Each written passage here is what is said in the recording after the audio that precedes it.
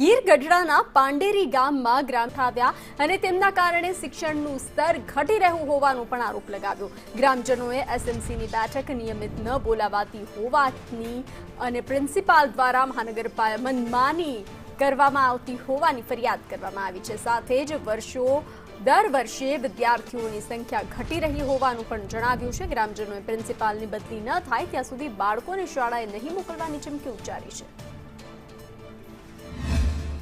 સાહેબ આજથી લગભગ 5 થી 6 વર્ષ પહેલાના અહીંયા હાજર થયેલા છે, પણ અહીંયા પ્રિન્સિપલ તરીકે કોઈ દી પણ કાંઈ કાર્ય કર્યું નથી। કોઈ દી વાલી મિટિંગ નહીં, પછી એસએમસીની કોઈ દી એજન્ડા નહીં, પછી બાળકોના આવવા કે બાળક ગેરહાજર છે તો કોઈ દી ઘરે જાણ નથી કરી કે એટલા દિવસ બાળક કેમ ગેરહાજર રહ્યું।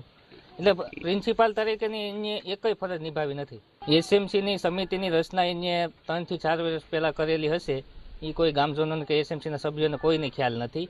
અમુક અત્યારે એવા સભ્યો છે કે એના બાળકો વર્ષ દિવસ પહેલાં અહીંથી ઉઠી ગયેલા છે, છતાં એને રાખેલા છે, કોઈ દી એસએમસીની નવી નિમણૂક નથી કરી। અત્યારે પાંડેરી શિક્ષણની સ્થિતિ એટલી કથળેલી સ્થિતિમાં છે અને પ્રિન્સિપાલે અત્યાર સુધીમાં 5 વર્ષની અંદર અમારા ગામમાં ફરજ બજાવી, પણ એણે એક પણ કાર્ય જે પ્રિન્સિપાલ તરીકે એણે કરવાનું હોય તે કર્યું નથી। શું નથી કર્યું?